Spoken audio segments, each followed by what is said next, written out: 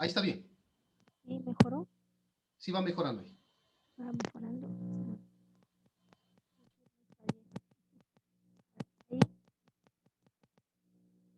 Ahí, ahí. Dime tú. Ahí. Edison, ahí. Sí, ahí está mejor. Pero si es que podemos mejorar, pues bueno. A ver, ahí. Si no, me quito los audífonos porque era para tratar de cerrar un poco el sonido. A ver, lo voy a quitar ya. Ah, buenas noches con todos. Este es el último taller que vamos a compartir, el cual tiene, como ustedes habrán podido observar, de todo lo que hemos visto. Un poquito de todo lo que hemos visto es para recordar. Son cosas importantes y por eso se hizo el taller de esta manera. ¿De acuerdo? Vamos a la primera pregunta. Nombre 3 procedimientos que se realizan bajo guía ecográfica. Solo pedí 3. Les nombré siquiera unos, más de 6. Tenemos primero la canalización de la vía venosa central. Esta es una donde nosotros, como habíamos dicho, siempre antes de cualquier procedimiento tenemos que investigar la historia clínica, determinar todas las comorbilidades que tiene el paciente. Voy a apagar esto. Y ahora sí. Ahí me pongo menos nerviosa. Entonces, el objetivo es que siempre el área que se va donde se va a realizar el procedimiento tiene que realizarse asepsia y antisepsia, colocación de campos. En el caso de la vía venosa central de biopsias, se procede a colocar anestesia local y bajo técnica de Sellinger, nosotros con el uso de la ecografía podemos identificar al ingresar al vaso una reverberancia como este es un corte el transductor está en transverso, ¿no? Y por eso le vemos. Aquí el transductor está en longitudinal y podemos apreciar la guía. Este es uno de los procedimientos. Les dije que numeren 3. Vamos al siguiente.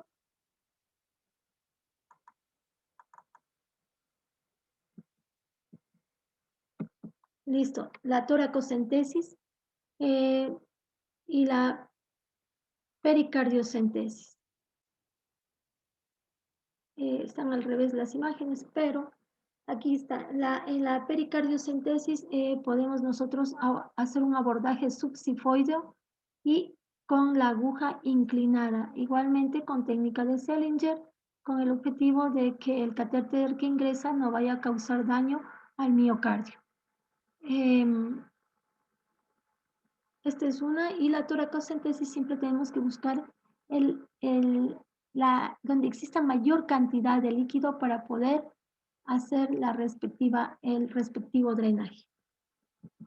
También tenemos un sinnúmero de procedimientos bajo guía ecográfica, como les habíamos dicho, la biopsia renal, la biopsia de mama, que se denomina biopsia core, el abordaje articular, el bloqueo nervioso en anestesiología, que lo utilizan mucho, drenaje de quistes, sea de piel o de cualquier otro sistema.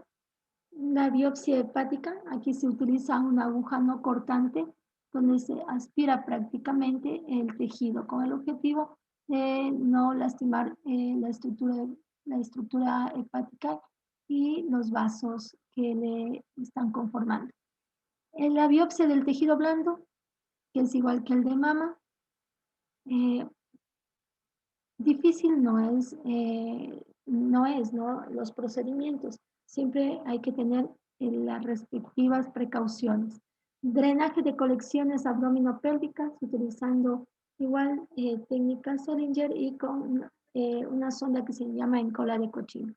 La PAP bajo guía ecográfica, esto es muy frecuente, ya que la población en general tiene una alta incidencia de patología tiroidea. El objetivo de la PAP es obtener material para citología. En cambio, el objetivo de las biopsias es obtener material para histopatología.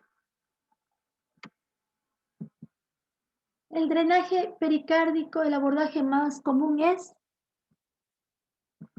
el subsifoide. También se puede utilizar después de ese el paraesternal izquierdo. Esa es la respuesta ante esta pregunta. Siguiente. En la citis, la paracentesis se realiza en la fosa ilíaca derecha o izquierda, señale lo correcto. ¿Es verdad o es falso? A eso me refiero. Entonces, así es verdadero. Y nosotros tenemos como punto de referencia para la paracentesis, ya sea la fosa ilíaca derecha o la fosa ilíaca izquierda. Y la referencia está la espina ilíaca superior y el ombligo.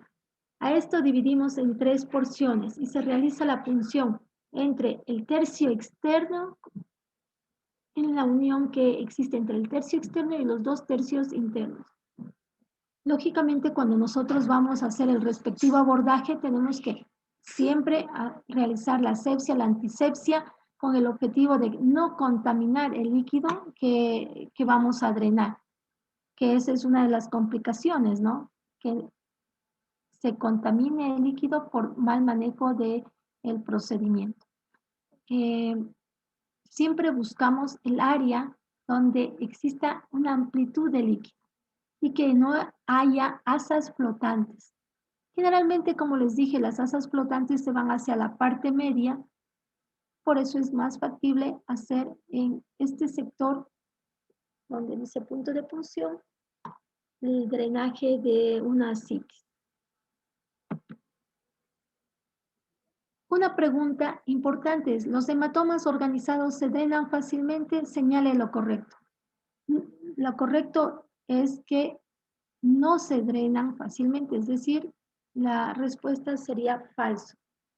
¿Por qué? Porque estos tienen tejido organizado. Si es un hematoma, se forma fibrina y en el rato que tú ingresas con la aguja vas a tener que te topas con el tejido fibrinoso y se va a tapar la aguja y no vamos a poder obtener el material o drenar el hematoma.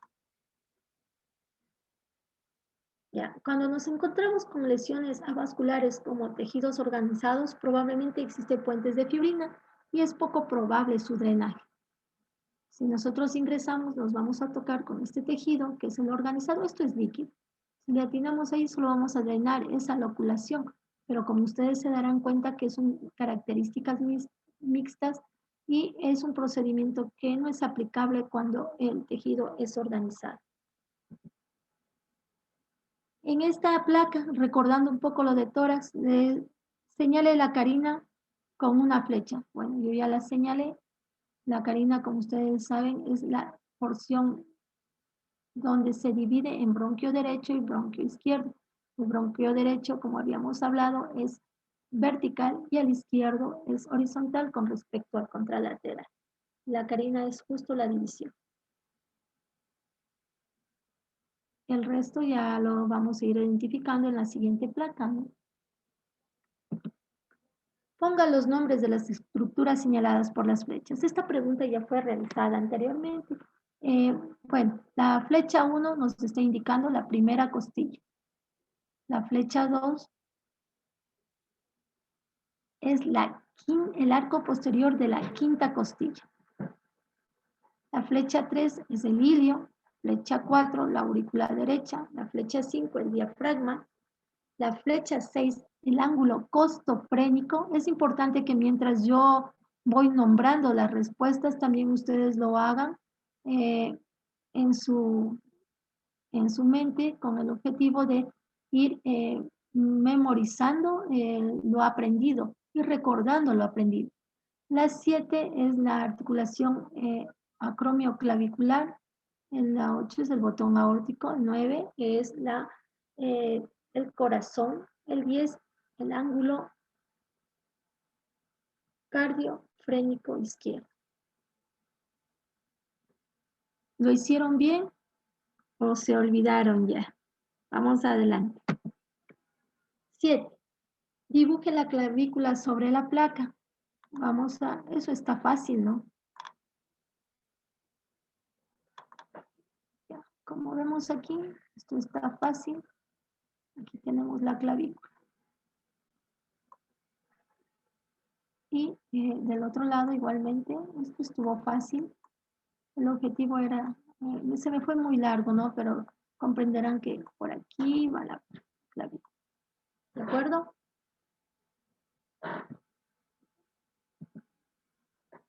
El pulmón derecho se divide en, la pregunta tenía 4 respuestas. A, un lóbulo, 2, B, 2 lóbulos, C, 3 lóbulos, D, ninguno. Entonces, la respuesta correcta era 3 lóbulos. Así tenemos que la cisura mayor viene desde la región dorsal hasta la región anterior detrás del esternón y se divide en lóbulo superior e inferior. Y la cisura menor va a dividir en lóbulo superior y medio. Entonces el pulmón derecho está constituido por 3 lóbulos. Eso también es fácil. 9. Explique cómo se obtiene el índice cardiotorácico. Ya habíamos hablado que cogemos el borde externo del corazón en el lado derecho y el borde externo del corazón en el lado izquierdo. Tomamos esa medida. Luego vamos hacia la pared interna del tórax, la parte más baja, más amplia, y también tomamos esa medida. Dividimos la primera para la segunda y obtenemos el índice cardiotorácico, que lo normal es 0.5. Es la referencia. 10. Explique en una sola idea clara y precisa en qué consiste el signo de la silueta. Aquí tenemos una imagen con respecto al signo de la silueta ubicada hacia el lado izquierdo, donde no podemos apreciar el borde izquierdo del corazón, ya que tanto la lesión pulmonar como el área cardíaca tienen la misma densidad y están en el mismo plano. Eso es el signo de la silueta. Se habla de signo de la silueta cuando 2 estructuras que tienen una misma densidad están en el mismo plano.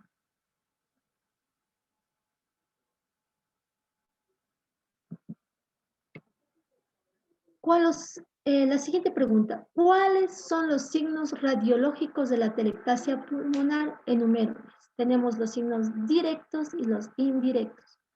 Entre los directos está el desplazamiento de la cisura. Aquí en esta imagen es obvio, ¿no? Este es del lóbulo superior.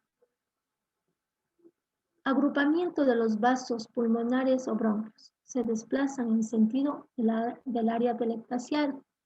Los signos indirectos son un desplazamiento del resto de estructuras, como podemos ver aquí, la tráquea, cómo se dirige hacia el lado atelectasiado. También las estructuras mediastinales pueden ser observadas con desplazamiento. El pulmón atelectasiado es radio opaco y generalmente tiene la forma de una cuña, la base hacia la pared torácica y su vértice hacia el ilio. Y el pulmón no atelectasiado por lo general está hiperinsuflado. Y lo vamos a ver radiolucente con respecto a la imagen atelectasial.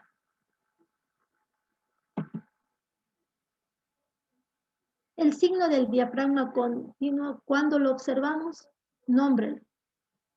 Normalmente cuando existe trauma de tórax, el gas se infiltra alrededor del corazón y lógicamente normalmente no vamos a ver la base cardíaca. Cuando existe aire por trauma, el aire ingresa aquí y podemos ocasionar una interfaz entre las 2 estructuras y es posible observar el signo del diafragma continuo, donde vemos que se unen los 2 lados. Aparte de eso, en esto estamos viendo un enfisema subcutáneo. Siempre en un paciente con trauma tenemos que buscar este signo del enfisema subcutáneo. Ya, en la imagen expuesta señale con una flecha lo que es la sombra acústica posterior. En esta, aquí tenemos una vesícula, este es un cálculo de la vesícula, el cual se ve muy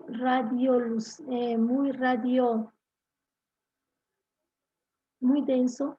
Entonces, en ecografía lo diríamos que es hiperecoico y por esta densidad que da, proyecta una sombra acústica posterior, ya que los haces de sonido, las ondas de sonido no atraviesan esta estructura y al no atravesar, producen sombra. Como yo les explicaba, igual que el sol, si decimos que el sonido puede ser la luz del sol, se topa con una estructura sólida, como una piedra, y produce su respectiva sombra.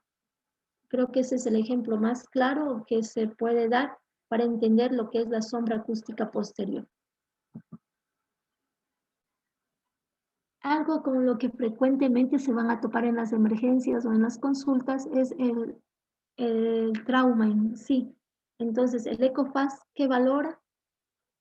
El ECOFAS netamente valora la presencia de líquido libre en determinados lugares anatómicos. Es así que vamos a ver líquido libre, puede ser en el pericardio, a nivel pleural, en el espacio pleural, en el espacio de Morrison, que es el que queda entre el hígado y el riñón derecho, en el espleno renal, que queda entre el vaso y el riñón izquierdo, en los espacios paracólicos, que es el espacio que está entre la pared y el colon.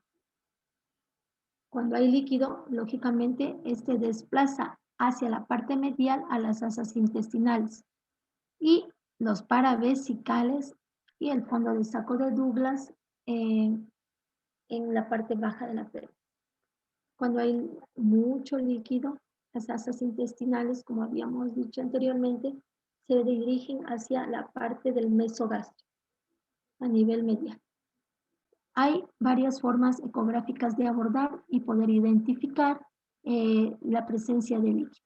Si es el pericárdico, tenemos siempre el substifoideo y el parestelar. También aquí no está, pero en el ápice cardíaco, más o menos cuarto, quinto espacio intercostal. Tenemos el abordaje para ver el espacio de Morrison y presencia de líquido en este a nivel de entre la línea axilar anterior y la axilar media. Y en el lado contralateral, para ver el espacio espleno-renal, tenemos entre la axilar media y la axilar posterior, ya que el vaso es más posterior que los órganos contralaterales. A nivel suprapúbico, que nos permite identificar líquido en la pelvis. ¿En cuántos segmentos se divide el hígado? El hígado se divide, la respuesta correcta es 8 segmentos. Así tenemos el 1, que es el caudado, puede estar a este nivel porque está en relación siempre con la vena cava inferior. El 2, que es el 2, el 3 y el 4, están localizados en el lado izquierdo del hígado, hacia el lóbulo izquierdo. Y el 5, 6, 7 y 8 están hacia el lado derecho del hígado. Una cosa importante, ¿cómo identificarles ecográficamente? El 5 siempre va a estar en relación con la vesícula. Por lo general, claro que hay variantes anatómicas, pero esa es una forma de localizarlo. El segmento 6 va a estar en relación con el riñón. Siempre que vemos el área del hígado que esté en relación con el riñón derecho, decimos es el segmento 6. Inmediatamente, cuando hacemos un barrido hacia la parte superior, encontramos el 7, el 8 que es más central, el 5 que ya dijimos que por lo general está en relación con la vesícula, el 1 con la cava, y lógicamente una vez que identificamos estos, el 2 y el 3 corresponden a la parte puntiaguda, triangular del hígado.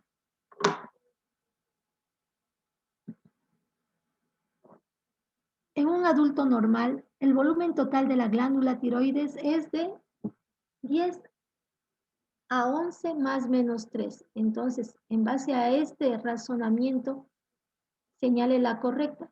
¿Cuál es la correcta? Encontrar el rango. Y el rango correcto es de 7 a 14 cc.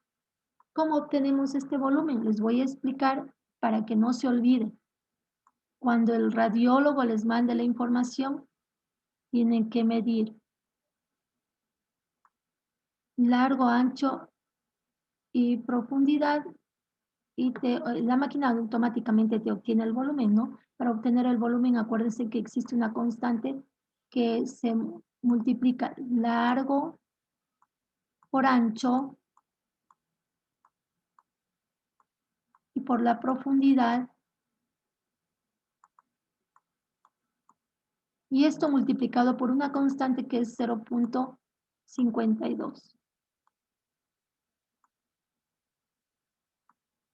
Sumamos el volumen del lado derecho. Yo lo hago así. El istmo, el volumen del istmo. Y el volumen del lóbulo izquierdo. Con esto tenemos el volumen total, que es la forma más óptima de dar información al clínico con el objetivo de que con los exámenes de laboratorio y el eco puedan dosificar el tratamiento de la levotirosina con sus pacientes.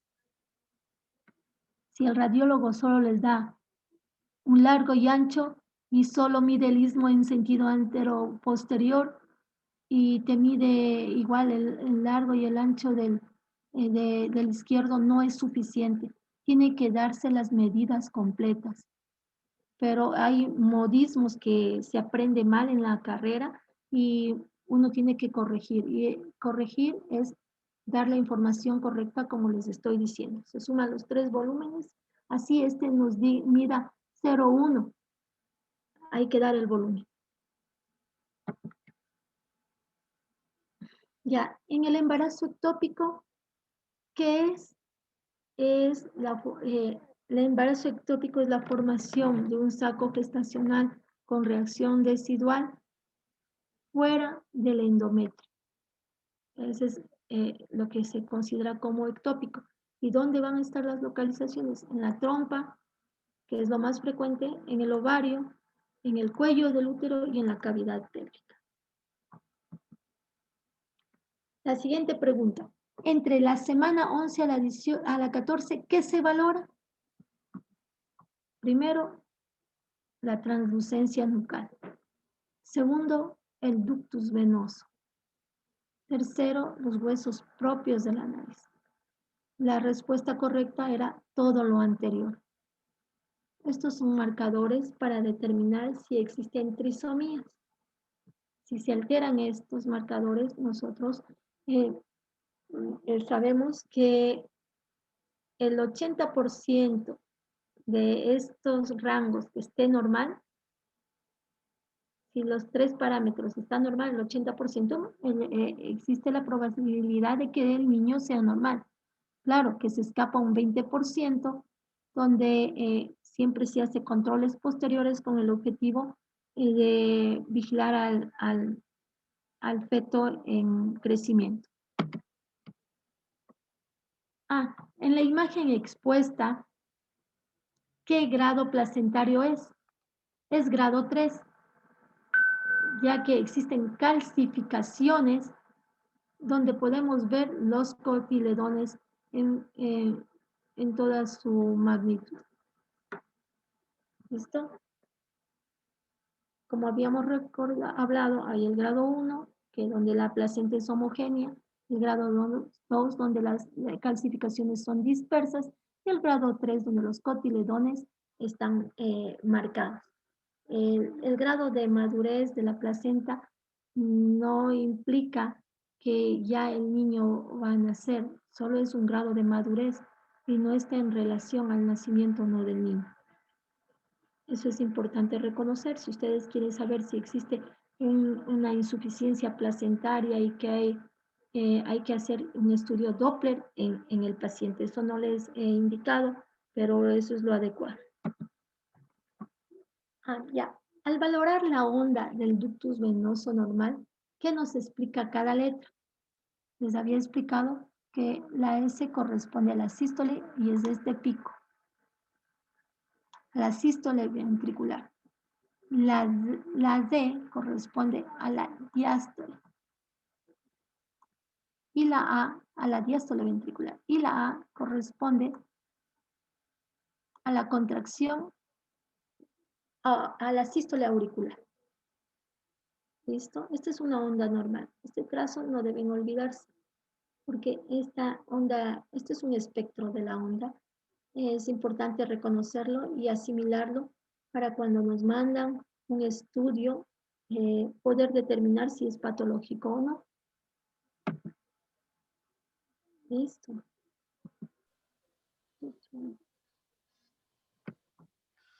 Muchas Ya, gracias, doctora. ya. Su presentación.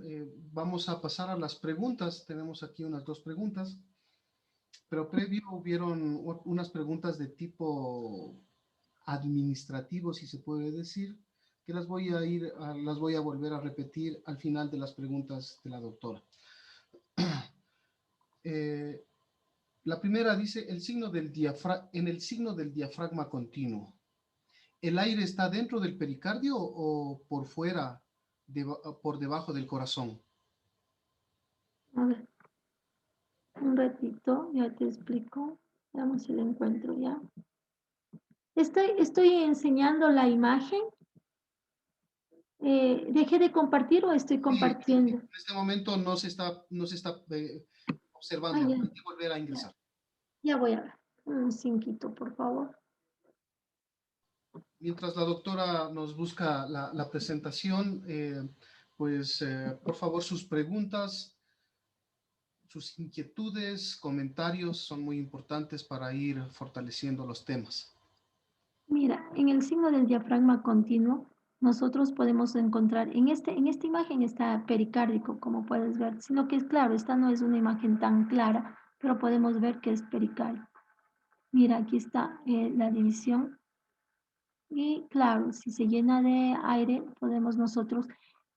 ¿Por qué no vemos el diafragma a este nivel? Simplemente porque las dos densidades son similares, ya que el hígado está en esta parte.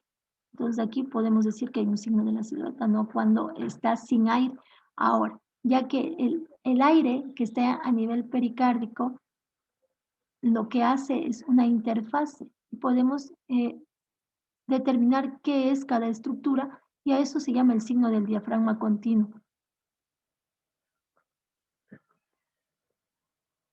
Aquí está en el pericardio, si eso era lo que me preguntaba. En Muchas otras gracias. ocasiones no está en el pericardio, en otras ocasiones está el aire debajo de las otras estructuras. Y por eso también podemos encontrar el signo del diafragma continuo.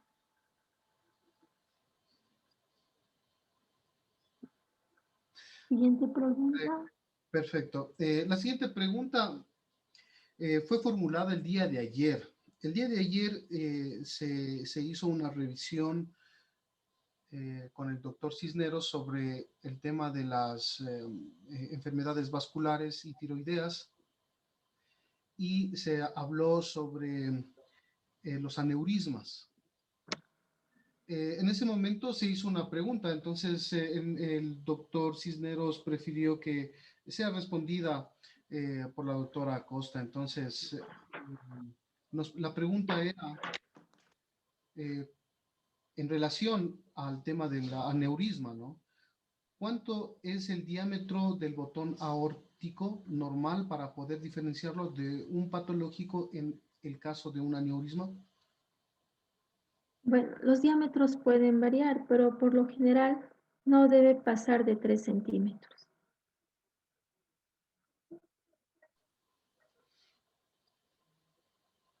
No debe pasar de 3 centímetros. Ok, muchas gracias.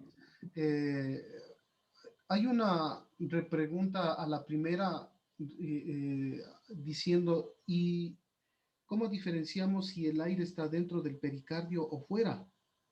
¿O eso ya es con la clínica?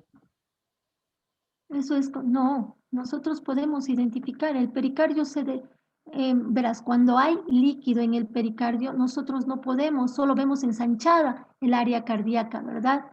En cambio, cuando hay aire, nosotros podemos identificar, y mire, y si, bueno, esta no es una placa correcta, ya que no es que, como yo te digo, trabajo en una clínica, generalmente esto es de tipo hospitalario, pero las personas que de pronto han rotado por el Eugenio Espejo y han tenido eh, esa oportunidad, ahí hay bastante trauma y podemos encontrar patología donde el pericardio, al llenarse de aire el espacio pericárdico, se desplaza y podemos observar lo que es el corazón, lo que es el pericardio desplazado por el aire.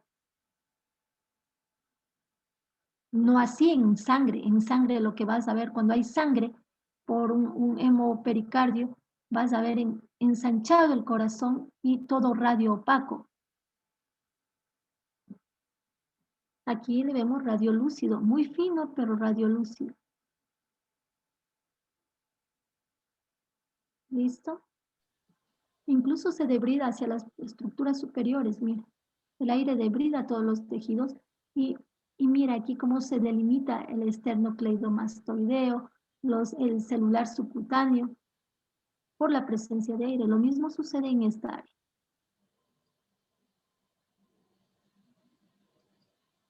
Siguiente pregunta. Sí, bueno, hay un agradecimiento por las respuestas, muy claras las respuestas. Excelente.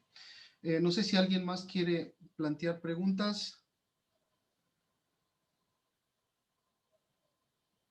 Como estaba yo comentando, esta es la última clase de la doctora. Esperamos nosotros que ya podamos subir todas las clases hasta el próximo domingo. Estarán ya todas disponibles las grabaciones y los descriptivos para que ustedes puedan utilizar el material y poderse sustentar para las respuestas en el examen. Si es que alguien se anima a preguntar, mientras tanto voy a ir respondiendo algunas preguntas de tipo administrativo. Dice, ¿cuántos intentos son del examen? Lo vamos a programar en la herramienta del examen para que sea ilimitado. Pueden hacer el número que ustedes necesiten resolver este examen. No hay problema. Otra pregunta. ¿Cuándo va a ser el examen? El examen va a ser del 15 al 21 de febrero, es decir, del próximo lunes, toda la semana que viene. Toda esa semana, en el momento que ustedes deseen, a la hora que ustedes deseen de ese periodo de tiempo, estará disponible la herramienta para que ustedes puedan realizar el examen. Bueno, creo que con eso estamos llegando al final de esta reunión. No tenemos más preguntas, más bien solicitarle a la doctora su comentario final, si es que tuviera.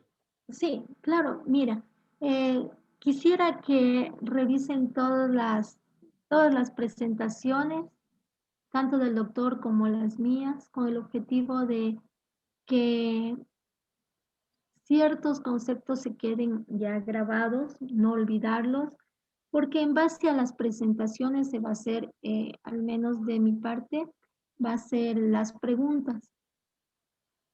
Considero que el tórax es una de las estructuras más importantes que tenemos en rayos X y por eso fue uno de los motivantes para presentar este tema, ¿no?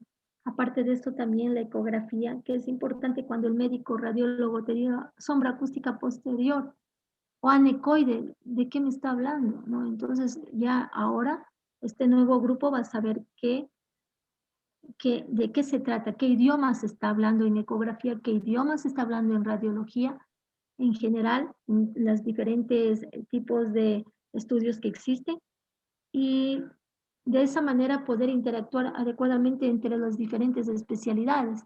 Entonces, quiero que estudien mucho, no va a ser difícil el examen, Es algo que va a ser el hecho de que cumplan la tarea, pero también es que ustedes repasen para que a futuro no tengan ningún conflicto en la identificación e interpretación de los estudios de imagen y también en la clínica. Eso es todo lo que les puedo decir y espero que hayan disfrutado del curso y que yo haya podido impartir el conocimiento que he adquirido también en el posgrado y todos los días. Eso es. Muchas gracias, doctora. Para nosotros también ha sido un gusto, ha sido un honor poder compartir este espacio con todos nuestros participantes. Eh, Nosotros queremos comprometerla para futuros proyectos con temas variados.